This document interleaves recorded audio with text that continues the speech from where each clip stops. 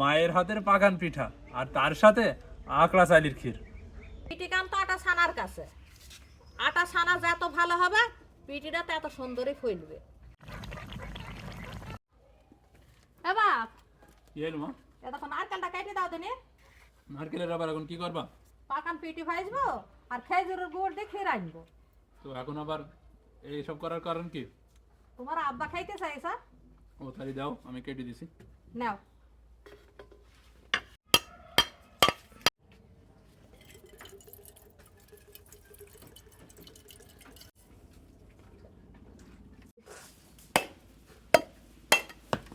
না মা, দেখো নারকেল কাটা হয়ে গেছে, নারকেলটাতে ভালোই শ্বাস আছে। হ্যাঁ, থালি কইরে নেই। নাও, করি নাও।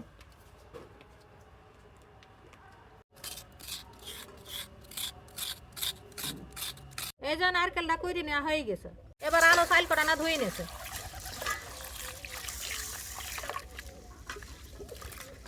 চাল ধুয়ে নেওয়া হয়ে গেছে, আবার কড়াতে দুধ দিয়ে দিলাম। দুধে দিয়ে দিলাম কাঠ, এলাইজির ফল, তেজপাতা, স্বাদ মতো নুন। এবার দুধের বলো কইটে গাইলে নারকেল গুনা দিয়ে দেবো। দুধে বলো কইটে গেছে, এবার নারকেল গুনা দিয়ে দিলাম। এবার চাল গুনাও দিয়ে দিলাম দুধের মধ্যে।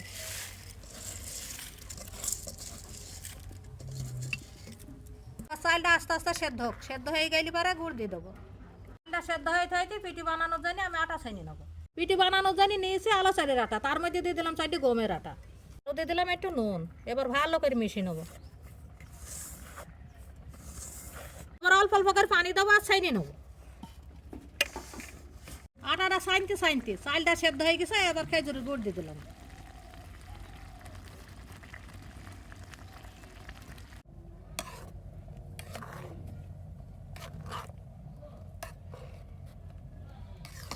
ক্ষীর রান্না হয়ে গেছে, এবার নামিয়ে নিয়ে ভালো করে পিঠের আটাটা ছাইনি নেবো। এবার আটাতে দিয়ে দিলাম খেজুরের গুড়। এবার ভালো করে ছাইনি নেবো।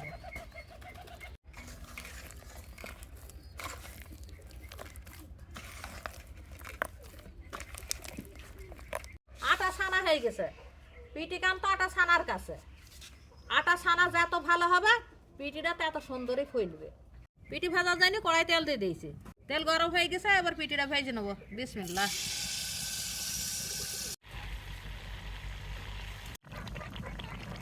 প্রথমটা ভেজে না হয়ে গেছে, আবার তুলে নিচ্ছি।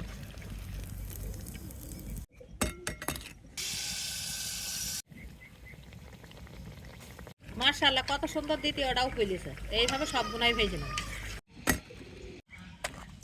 নাও বাপ, খাই নাও। দাও। নাও, সুন্দর একটা বাসনা বেরিয়েছে মা। তোমরা দুই বাপ তো খাই নাও। নাও আব্বা, খাওয়া শুরু করো। বিসমিল্লাহ। মা, আব্বা খাইতে চাইলি বলি কারণ তো এই পাকান পিঠে আর আকড়া চালের ক্ষীর খাওয়া হলো, তাছাড়া কিন্তু এই শীতে আর মানে খাওয়াই হইতো না। কেমন হয়েছে বাপ? মা, খেতে দারুণ হয়েছে। সে দারুণ তো হবেই।